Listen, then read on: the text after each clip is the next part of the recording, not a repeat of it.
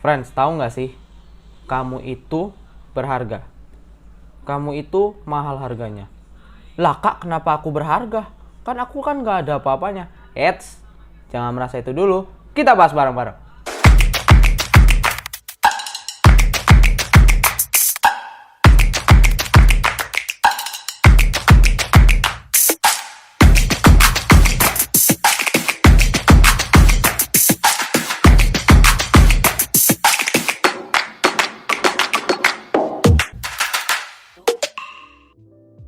Nah, hari ini aku mau menjabarkan beberapa facts tentang crisis of identity. Tentang krisis identitas diri. Nah, teman-teman, kalau kita bayangkan, setiap tahun ada 800.000 orang yang melakukan bunuh diri. What? Kok ada bunuh diri, Kak? Iya, karena kehilangan identity mereka. Makanya mereka melakukan yang namanya bunuh diri. Kalau kita lihat WHO sudah menjabarkan hal itu, sekitar 800.000 anak-anak muda yang melakukan bunuh diri.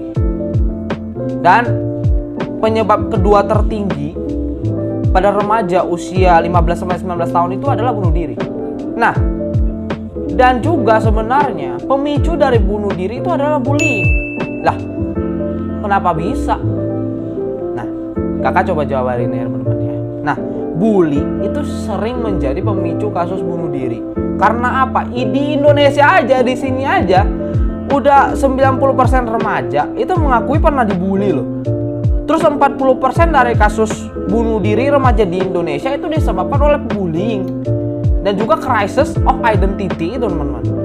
Nah, sebenarnya friends, kalau kita lihat fakta di atas, kita sebagai anak-anak muda harus merasakan bahwa aku itu berharga.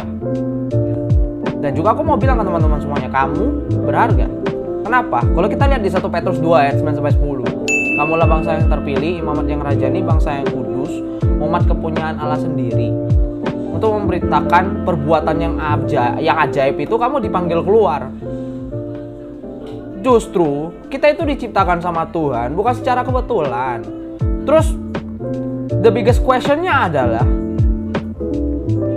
aku ini siapa? Nah, kita belajar lagi ya. Kalau kita lihat bahwa identity atau gambar diri itu adalah cara pandang kita, memandang diri kita. Terus kita pakai cara kita dengan cara pandang Tuhan.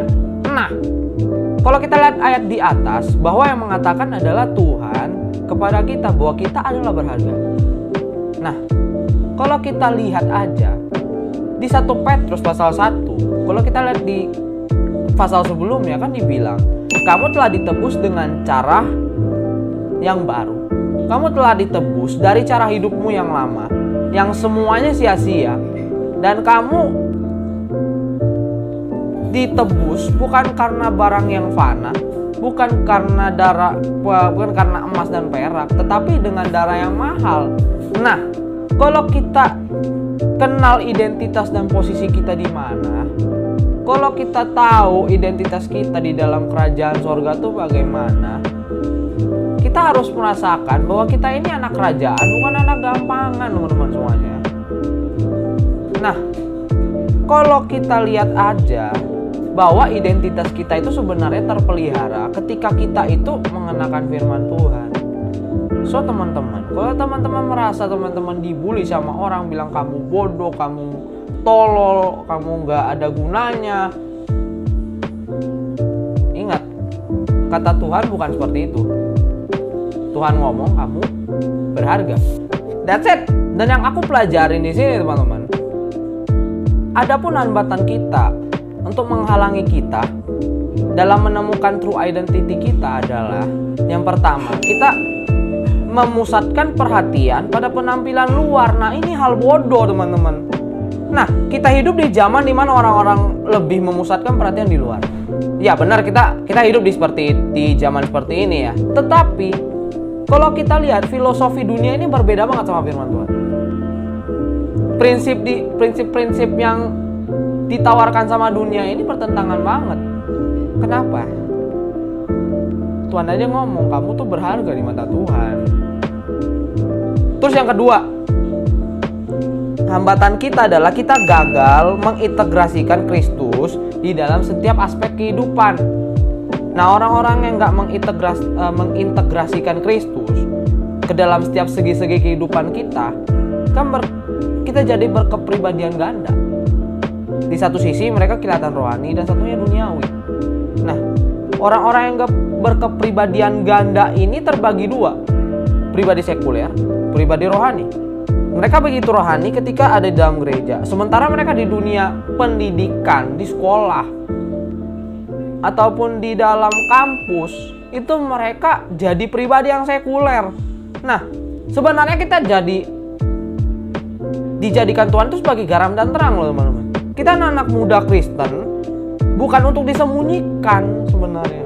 Kita itu memancarkan terang Kristus itu kepada orang teman-teman. Meskipun teman-teman dibully, meskipun teman-teman merasa, wah aku dijauhin sama orang, tapi itu tugas kamu untuk menjadi garam dan terang. Gak usah nyerah teman-teman. Tuhan bilang kamu berharga.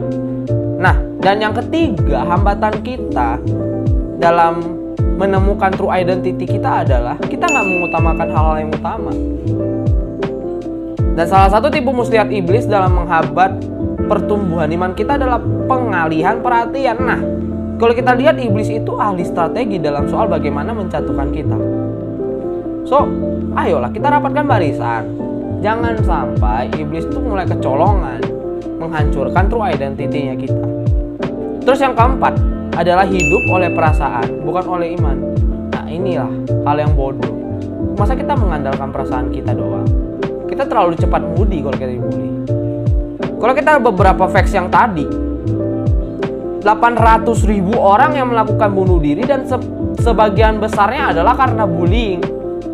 Karena mereka nggak tahu, karena mereka itu nggak tahu bahwa Tuhan bilang dia itu berharga. So ayolah teman-teman, bangkit. Kita sampaikan kepada orang-orang yang membutuhkan kasih ini, kamu berharga. Terus sebenarnya gimana sih Tuhan melihat kamu? Gimana sih Tuhan lihat kamu? Nah, yang pertama yang aku pelajarin di sini adalah Allah melihat kita sebagai sosok yang selamanya patut dikasihi dan Ia menciptakan kita menurut gambarnya. Tuhan Ayah udah ngomong gitu loh teman-teman. Terus yang kedua yang saya pelajari, Allah melihat kamu sebagai sosok yang gak terbatas harga dan nilainya. Gak ada terbatasnya sama sekali loh teman-teman. Seberapa berharga ya nilai kamu bagi Tuhan? Mahal kali. Sampai-sampai Tuhan mencurahkan darahnya yang mahal. Masa kamu merasa down kalau kamu diceloteh sama orang, kalau kamu dinyinyirin sama orang, kamu down. Nah, dan yang ketiga yang aku pelajarin, Tuhan melihat kamu sebagai sosok yang kompeten dalam segala hal. Nah, ini dia. Tuhan memberi kamu kuasa karena Roh Kudus turun atas kita. Tuhan sangat mempercayai kita teman-teman sebagai apa? Sebagai duta atau utusannya Tuhan di bumi ini. So Tuhan percaya banget sama kita.